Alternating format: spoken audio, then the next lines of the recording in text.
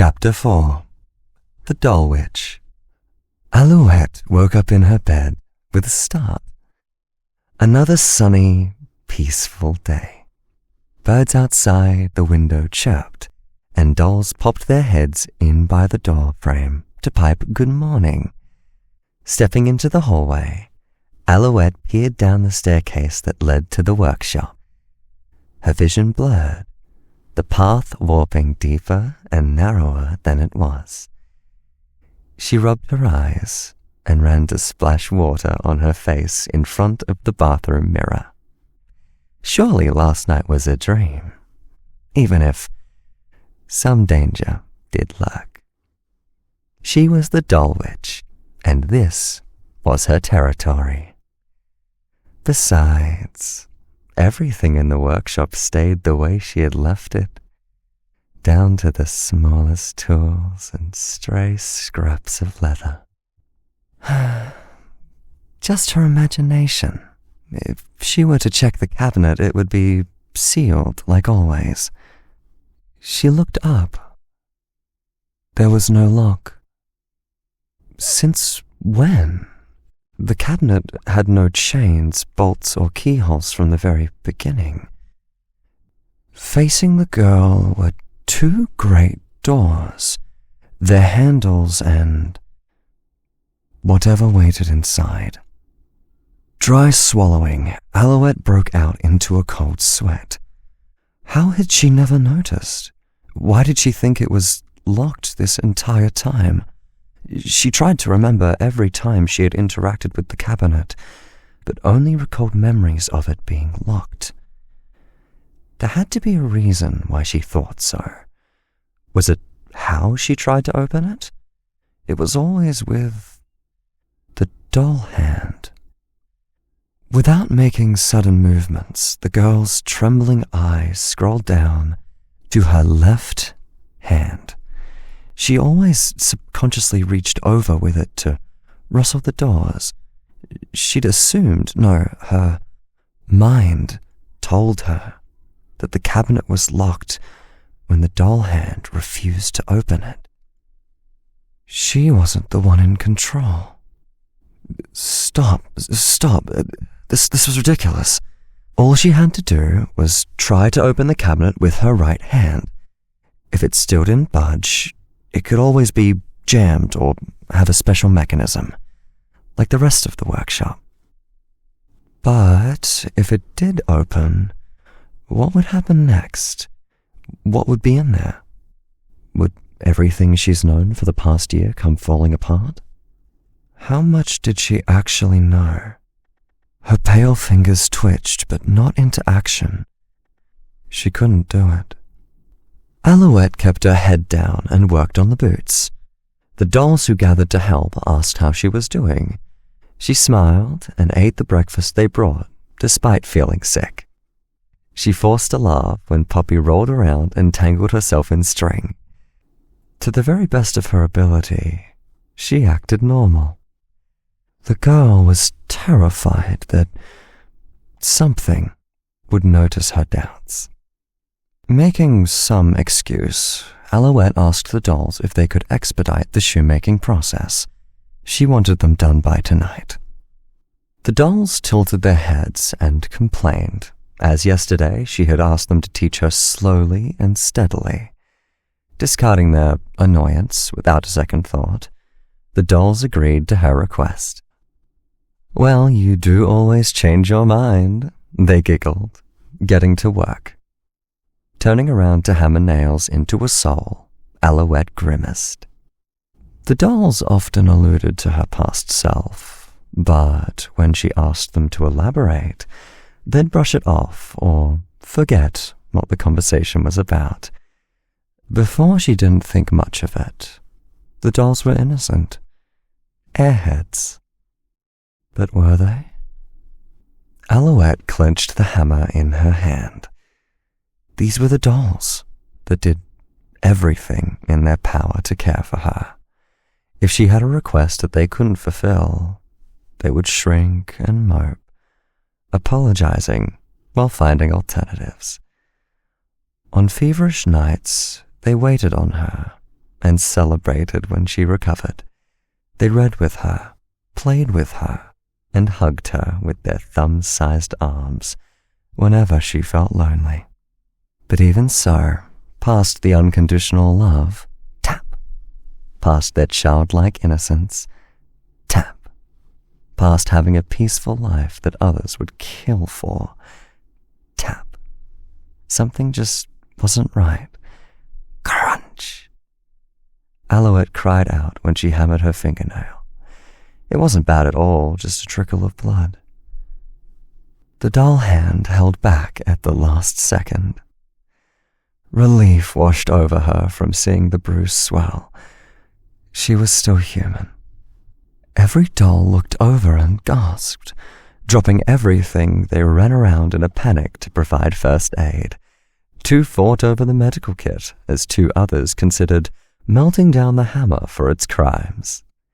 Perry ordered everyone to calm down, while Poppy hugged Alouette's hand and sobbed for her not to die. They were so sweet. Guilt festered alongside the doubt.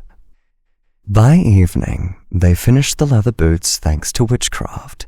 It would have been impossible without the dolls, who finished 1 shoe and used it as a model for Alouette to learn from. Most of the time was spent showing her the ropes and fixing her mistakes. Finishing the leather with wax and polish, Alouette's face lit up when the dolls checked her work and chimed, "All done." The result was a pair of shiny, almost perfect shoes, Alouette's having a few quirks. The dolls clamored for her to try them on. "They're not for me." Half of the dolls gasped. "How big do you think my feet are?" she grumbled, as they pulled a boot onto her anyway. Poppy fell into the other shoe when lifting it alone, thinking everyone else was going to move that one. Cracking a smile, Alouette hopped over to fish her out as she sniffled from the dark, scary depths of the heel. "Thanks, everyone. Especially you, Perry." He had done the instructing. Even though the other dolls knew the method, they were the worst teachers in all of Domina. Perry bowed before looking up at her with those unchanging button eyes. "It was nothing. With practice, we might be able to accompany you outside the territory soon." "We can go to town," Patty hurrahed. "Oh boy, it's been forever," cheered Penny. "Are we going tomorrow?" asked Peggy. "No, dummy, even if we went, we'd just fall asleep," Polly reminded them. Poppy had no contribution to the conversation, somehow already dozing in a drawer. Alouette picked her up to carry her to the living room. She glanced at the cabinet before closing the door to the workshop and ascending the shadowy steps. The dolls clung to Alouette like 6 silly monkeys. Even Perry perched on her shoulder, occasionally catching one of his siblings before they tumbled off. Alouette wished them sweet dreams as she tucked them, including Perry, into their little basket bed. He accepted this without protest, patting Poppy on the head as she snuggled closer. Alouette would sleep in her outside clothes. She made an excuse about wanting to be ready first thing in the morning. Her bag was packed with the boots, right next to her shoes in the doorway. She was prepared to run. After the usual ritual of tossing and turning, she stared straight at the doorway's wall and pretended to sleep. Her right human hand pinched her cheek every minute to keep herself awake. Even when her body ached or itched, she stayed frozen. She made sure not to move the doll limbs. Some time past midnight, a shifting rustled in the darkness. The muted hum of wires rubbing against fabric split the silence of the night, lifting Alouette at the joints like a puppet. Making herself go limp, she shut her eyes. What if it could see in the dark and tell that she was awake? Step by step, the strings pulled her in the familiar direction of the workshop. The girl's heart sank into her stomach as she descended the staircase into the pitch-black underground. She heard the workshop door open on its own, but not close. The strings let go of Alouette after seating her in the work desk's chair. There was no light or sound for a minute. Hollow were the halls that always rang with the dolls' cheerful voices. Alouette tried to ignore her pounding heart and the growing ringing in her ears, but interrupted by a creaking noise.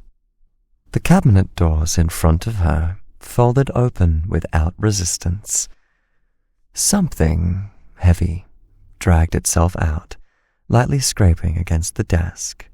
Soon that sound stopped, even though the squeaking of the presence's joints continued. Strings suspended whatever was in front of her. The previous night, she went unconscious and woke up in her bed upon peering into the darkness. Would that happen again if she opened her eyes? She had thoughts to find the truth behind what was happening, but had no idea after that. What was happening? Something cool and solid gingerly touched the swollen cheek that she had been pinching all night. They were fingers made of polished wood. She knew the texture all too well. Whatever came from the cabinet moved closer and closer. She could smell the scent of wood and feel her breath bouncing off of it. The presence pulled away. Click, clack, scrape, squeak. Next came the sounds of something being worked on, something being assembled. Alouette remained propped up in the chair, motionless, except for her doll arm. She couldn't feel what the hand was doing and didn't dare to open her eyes. All she knew was that it was moving. The ball joint rotated independently against the skin of her shoulder. Who was making what, and why was it a secret? Since when? Did the dolls know about this? What was she supposed to do now? Her breath hitched as her dread spiked. All the scraping and clanking sounds stopped. The presence clattered closer. It was peering at her face again. She couldn't take it anymore. Eyes still shut, she shoved whatever was in front of her and ran out of the workshop. A racket of wood and metal clashed through the house. In the living room, the 6 rag dolls were still sleeping, unaware. She hoped, at least. Against her better judgment, she tucked their basket under her arm as she rushed to escape. Jumping into her shoes as she twisted the doorknob, Alouette sprinted into the woods without looking back. The doll hand was hers again, but trusting it was another thing. The treetops obscured the starlight, making the forest difficult to navigate. Alouette didn't care which direction she ran in. She just wanted to get as much distance between her and the house as possible. It didn't seem like anything was chasing her. After a minute, she heard a voice call to her from the basket. "Alouette? Alouette? Are you okay?" Poppy peeped. The other 5 dolls stayed asleep. Alouette stopped running. She set the basket on the ground and collapsed on her hands and knees, catching her breath. The adrenaline had subsided. She was shaking now. Poppy pitter-pattered to the edge of the basket to her side. "What's wrong? How come we're here?" What's in the workshop cabinet?" Alouette panted, trying to keep calm. She squeezed the handles of the basket hard enough for the wicker to creak. Poppy raised a hand to her smiling stitches. "Huh? What are you hiding from me? Why haven't I noticed things? It seems so obvious now." One of the reeds splintered and Poppy squeaked. "How did we meet? Who am I? Why won't any of you tell me anything?" It was her first memory of ever becoming so angry. After the echo of her shout shook the forest, Silence fell. Poppy began to cry. It wasn't the childish wailing that the dolls made when stumbling or having their toys taken away, no. Little Poppy whimpered as if hurt by Alouette's words. She held back fearful sobs to not further enrage her. I don't know. I'm sorry, Alouette. Don't be mad. Please don't be mad. Poppy hiccuped, cowering like a real child. Please don't break our bed. It's everyone's favorite. Guilt panged. It won over the exasperation in Alouette's heart. She had done something regretful, even if Poppy was putting on an act. Picking up the frightened doll with both hands, she whispered apologies and began to cry a bit herself. Poppy wiped Alouette's wet cheeks with a soft paw. A few teardrops were enough to drench the fabric, but the rag doll didn't seem to mind. Poppy forgot her worries and continued to pat her until she calmed down. And once Alouette did, she placed Poppy back into the basket with the others. She then stood, said goodbye, and walked away. Still confused and worried, Poppy tried to chase after her on foot. She managed a few steps before falling flat on her face. One button eye dangled loose as she whined. Looking over her shoulder, Alouette sighed and returned to scoop the doll back into the basket. Poppy settled down sleepily and said nothing more as Alouette walked them back to the house. Sentry dolls pointed the way back home. They hadn't appeared during the dash to escape.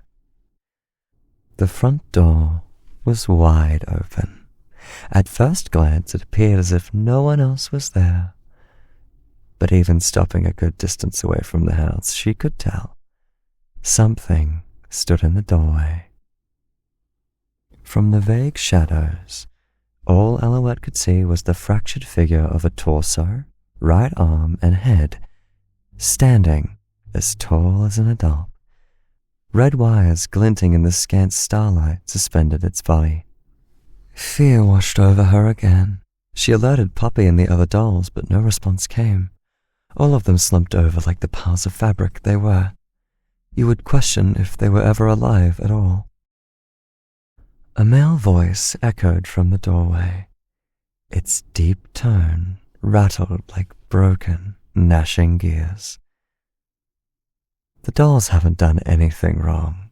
I hope you can forgive them. They have only been doing what they know. Poppy and the others love you. Its words were reasonable and kind, yet the tone was superficial, transactional even.